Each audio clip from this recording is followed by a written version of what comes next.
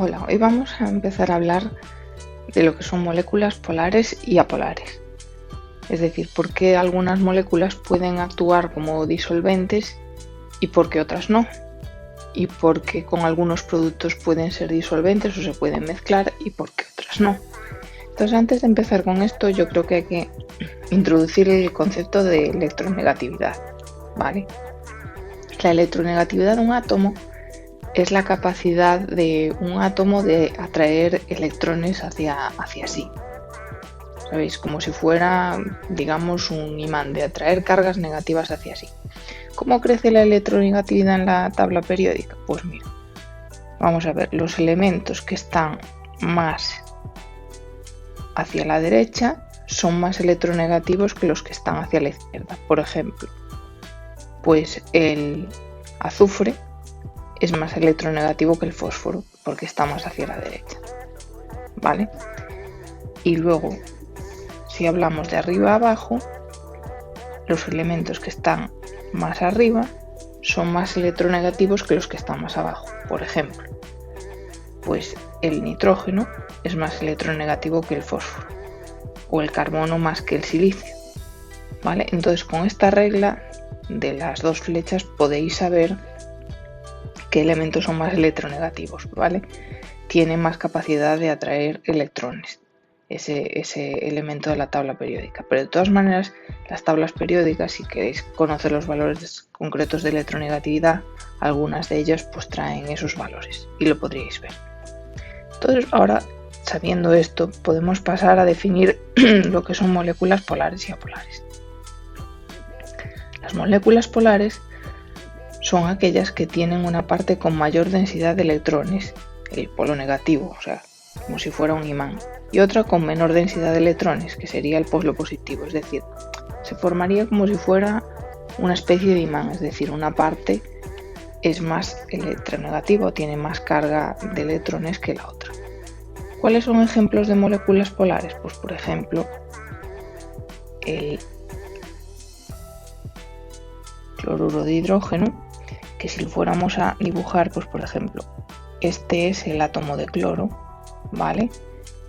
Y este, un poco más pequeñito, es el átomo de hidrógeno, ¿vale?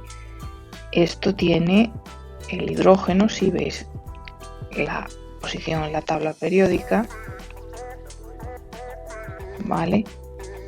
El cloro lo tenemos aquí, muy electronegativo, y el hidrógeno del otro lado, muy electropositivo, ¿vale? Entonces digamos que en esta molécula, donde están unidos, digamos, el cloro y el hidrógeno tiene una zona de positiva y esto tiene una zona negativa, es decir, alrededor del cloro pues ahí es una zona de mayor carga, densidad electrónica, y aquí hay menor densidad electrónica, ¿vale? Entonces se suelen usar estos simbolitos, ¿vale? Esto es una letra griega, indica que esta zona de la molécula es más electronegativa que esta, es decir, es como un imán. Esta es la parte que atraería más las cargas positivas y esta parte atraería las cargas negativas. Otro ejemplo de molécula polar muy conocido, pues el agua, H2O. Vamos a pintar el átomo de oxígeno grande en el centro y los dos átomos de hidrógeno aquí. Pintarlos de otro color. Aquí tenemos los dos átomos de hidrógeno un poco más pequeñitos, ¿vale? Que se unen, están unidos. El hidrógeno ya dijimos que es muy electropositivo, entonces esta zona de la molécula tiene carga positiva, y el oxígeno, pues si lo vemos aquí, está bastante a la derecha, es bastante electronegativo, ¿vale? Muy electronegativo, de hecho. Entonces, pues el oxígeno tendríamos que pintarle esta letra de parte negativa, es decir, aquí se arma, o se hace como otra vez un polo, ¿vale? Esta es la zona negativa de la molécula y esta es la zona positiva, estas dos zonas. Es decir, esta zona traería cargas negativas, esta zona de la molécula traería cargas positivas.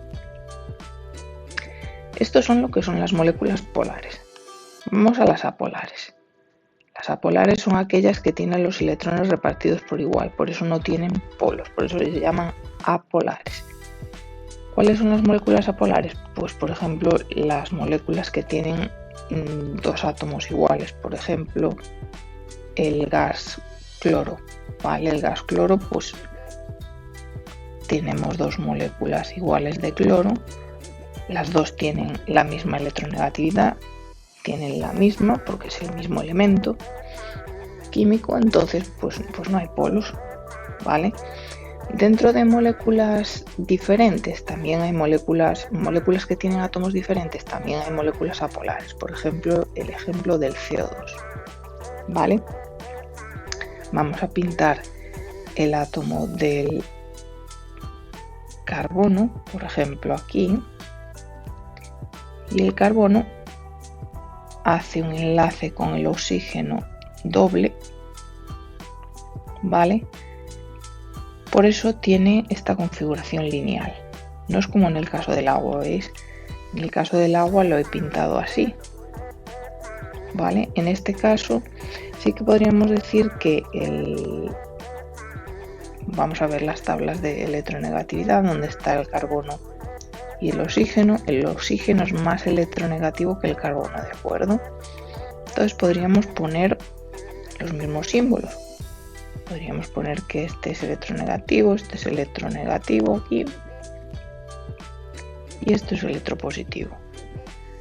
Pero ¿qué pasa? Que como están en línea, la molécula es simétrica, pues digamos que esta carga negativa se cancela con esta, por lo tanto la molécula no tiene polaridad porque es simétrica.